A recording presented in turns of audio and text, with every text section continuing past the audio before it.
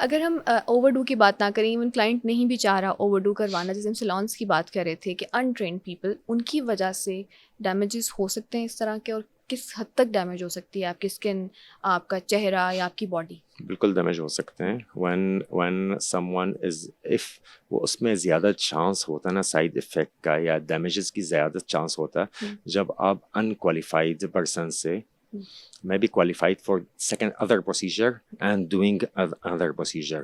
Like for example اس میں hair transplant. اب hair transplant میں it is a field of surgeon. ٹھیک ہے نا، تو آپ کسی اور کلینک سے نہ جائیں، آپ اس میں جو ہے وہ سرجن سے ہی لیں. یو کنفرم کہ اس میں جو ہے وہ یہ سرجن ہوتا ہے. ٹھیک ہے نا، تو یہ چیز ہے وہ آپ کو دیکھنا چاہیے. اگر آپ کسی نن سرجن سے کاسمیٹک آپ اس کو لائف لے کے کہ اس میں جو ہے وہ میں نے ہیئر ٹرانسپلانٹ کروانا، اب اس میں جو میرا اسسٹنٹ یا میرا اسسٹنٹ نہیں ہے، جو او ٹی اسسٹنٹ ہے نا یا ٹیکنیشین ہوتے ہیں، وہ آج کل وہ بھی کرتے ہیں، مطلب کر رہے ہیں جن کے نہیں کرنا چاہیے، کر رہے ہیں جو نہیں کرنا چاہیے، جو اس میں اب ڈیفینیٹلی وہ ہم میں تو آپ کو کہا تھوڑی دیر پہلے کہ اس میں مانیٹرنگ کی ضرورت ہے، بٹ مانیٹرنگ تو اس میں سب کچھ ہم گورنمنٹ کے اوپر نہ بلیم کر لیں، ہم بلیم کر لیں لوگوں جو جس میں جانا جو جا رہے ہیں کسی کے پاس، جس کو اویئرنیس نہیں ہے، جس کو وہ تھوڑا سا سرچ تو کر سکتے ہیں نا، پتہ چل جاتا ہے کہ اس میں یہ سرجن ہے، آپ کس ہاسپٹل میں ہیں، کہاں پہ کام کرتے ہیں، اس میں پتہ چل جاتا ہے. آپ نے پہلے کوالیفیکیشنز بھی دیکھنی ہیں اور یہ بھی دیکھنا ہے کہ وہ کلینک میں ہیں یا سیلون ایسے کہیں بھی اٹھ کے نہیں چلے جانا، جگہ بھی دیکھنا ہے، ہائیجین دیکھنا ہے کہ اس میں how hygienic the thing is, how the like جہاں آپ پروسیجر لیتے ہیں تو اس میں آپ کو سب کچھ دیکھنا چاہیے، ساری چیزوں کو دیکھ کر اس کے بعد اپنا پروسیجر لینا چاہیے. اگر کوئی ہائی فائی اچھی والی سرجری ہے یا اچھی والا پروسیجر ہے اسٹیٹک پروسیجر، اس میں بھی کمپلیکیشنز یا سائڈ افیکٹس کے چانسز ہوتے ہیں؟ دیکھیے ون یو سے سرجری تو اس میں سرجری میں کمپلیکیشن ضرور ہوتی ہے. سرجری میں اس کا مطلب ہے کہ اسٹیٹک رسک بھی ہوتا ہے اس میں، جس کی وجہ سے اسٹیٹک رسک ہوتی ہے، جس کی کٹ ہوتا ہے تو اس میں جو ہے وہ انفیکشن کے چانس ہوتا ہے. میں آپ کو بتاتا ہوں when we decide for surgery as a surgeon میرا مینٹیلٹی ہے always safety before beauty. اب اس میں میں آپ کو ایک سمپل ایگزامپل بتاتا ہوں کہ اس میں if someone is coming to me and telling that doctor please make the small incision, for example abdominal surgery کیوں کر رہے ہیں نا کہ اس میں جو ہے وہ make a small incision، میں ضرور small incision کو وہ نظر مطلب اس میں سے ہے وہ رکھتا ہوں اپنی ذہن میں، بٹ اگر مجھے ذرا سا بھی 1/1,000,000 شک ہے کہ اس میں 1% اور 1/1000 شک ہے کہ اس میں اس اسمال انسیجن کی وجہ سے کوئی سیفٹی کمپرومائز ہوتی ہے، بلیو نو سیفٹی ہے، کوئی بلیڈنگ ہے، کوئی anything, so believe me I don't compromise, I don't hesitate even to open the abdomen from here to here, full abdomen, اور میں کہتا ہوں اسکار مارک بعد میں دیکھا جائے گا. سو سیفٹی فرسٹ، بعد میں بیوٹی ہے. سو جب ہم کاسمیٹک پروسیجر کی بات کرتے تو ہے بیوٹی کے لیے، تو اس میں there is no chance of having safety compromised. سو سب سے پہلے سیفٹی ہونی چاہیے، بعد میں ہم بیوٹی دیکھتے ہیں نا. تو جب ہم ایک پروسیجر لے بھی رہے ہیں، بیوٹی کی پروسیجر لے رہے ہیں، تو اس میں سیفٹی سے کوئی کمپرومائز نہیں ہونا چاہیے. یس آلویز. تو اسی لیے وہ میں آلویز ہمیشہ پریفر کرتا ہوں کہ اس میں جو پروسیجر ہے، میرے پاس کہیں لوگ فار ایگزامپل وہ آتے ہیں کہ اس میں ہم نے نوز سرجری کرانا ہے، تو اگر یہی نوز سرجری وہ کوئی یا رائنوپلاسٹی جس کو کہتے ہیں، تو اس میں اگر یہی سرجری ہم نان انویسو میں کر سکتے ہیں، فار ایگزامپل فلر میں جس کو لکوڈ رائنوپلاسٹی ہم کرتے ہیں، یعنی کہ ہم اس کو کٹ نہیں لگاتے ہیں. ہاں جی. تو اس میں جو ہے وہ کوئی تھرو فلر اور تھرو تھریڈ اگر وہ اس میں اٹ کین بی ٹارگیٹڈ تو ہم we will go for it. Why to go for surgery? Surgery بالکل اینڈ پہ جا کے دیکھنا ہے. اس سے پہلے والے جو پروسیجر ہوتے ہیں انہیں پہ رہا جاتا ہے کہ اگر ان سے ٹھیک ہو جاتا ہے تو کیا ضرورت ہے کٹ لگانے کی یا سرجری کرنے کی. تو یہ پھر بھی وہی بات کی ڈاکٹر پہ بیس کر رہا ہوتا ہے کہ ڈاکٹر کتنا کوالیفائڈ ہے اور وہ کس حد تک بہتر کر سکتا ہے. So search your doctor, trust your doctor, then leave the decision to the doctor. Exactly. اور آپ نے بتایا کہ لوگ کچھ ڈیمیج ہو جاتے ہیں پھر بھی آپ کے پاس آتے ہیں کہ ڈاکٹر صاحب اس سے ڈیل کریں.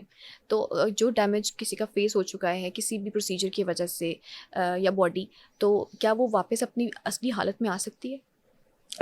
Well, redo surgery is more difficult than the virgin surgery. ہمیشہ redo procedure اس کو to deal with a procedure جس میں پہلے کیا جاتا ہے. موسٹلی میں نہیں کرتا ہوں. I don't take for one thing until unless کہ دیکھیں when you get a procedure you go to a qualified doctor. اگر آپ کسی نان qualified سے پروسیجر کروا کے وہاں سے کوئی ڈیمیج کروا کے میرے پاس آتے ہیں تو دو چیزیں ہیں. پہلی بات یہ ہے کہ آپ جو آپ کو کسی اور کلینک میں ڈیمیج ہوا تو اس میں وہ بلیم مطلب ایک ذہن میں آتا ہے نا کہ اسی پروسیجر میں مجھے اتنا کاسٹ کیا ہوا ہے, اتنا فلانا کیا, اتنی ڈیمیج ہوا ہے. سو اس میں سائیکولوجیکلی بھی اس کو ایک امپیکٹ ہوتا. دوسرا جو ہے وہ the other thing is that کہ اس کو ڈیل کرنا بھی اتنا آسان نہیں ہوتا. So again it depends from procedure to procedure. ٹھیک ہے نا. کچھ procedure like filler it can be dissolved.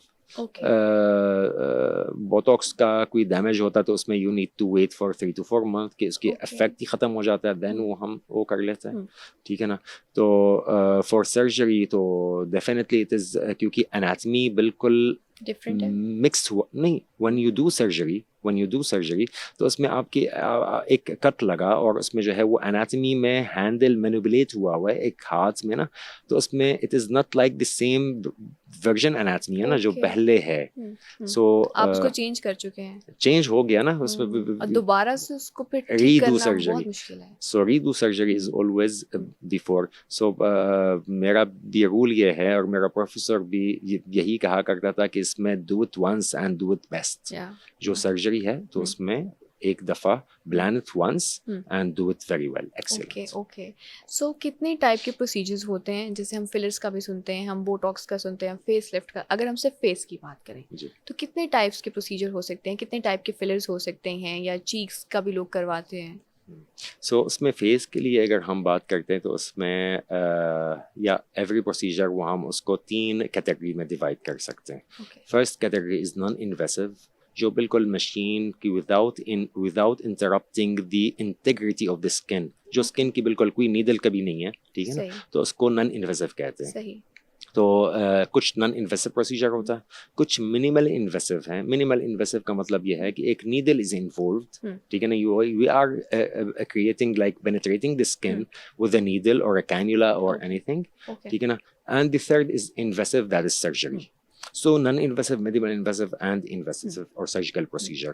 So اگر ہم فیس کی بات کرتے ہیں تو موسٹلی جو لوگ آتے ہیں میرے پاس ہے وہ فیس لفٹ کے لیے. فار ایگزامپل جو جس کی اسکن کا الاسٹیسٹی کچھ بہتر ہے اور اس میں they want a face lift, تو میرے پاس جو نان انویسو ہے like HIFU which I introduced to Pakistan in 2017. HIFU is a new term ویسے. Yes. So HIFU I have introduced it to Pakistan in 2017 and اس سے پہلے وہ نہیں تھی پاکستان میں, حالانکہ دنیا میں وہ ٹرینڈنگ میں تھی. اچھا. تو HIFU is high intensity focused ultrasound through ultrasonic wave. وہ ہم اس میں فیس کو لفٹ کرتے ہیں اور اس میں without any surgery. اچھا. اس میں every procedure has pros and cons. تو اس میں اس کا یہ ہے کہ it is non-invasive, so it is a positive point. So the negative point you can say or cons کی وہ یہ ہے کہ it will take time to affect. So اس میں 5-10% وہ immediately آ جاتے ہیں and it will take like around 8 to 10 weeks or 12 weeks.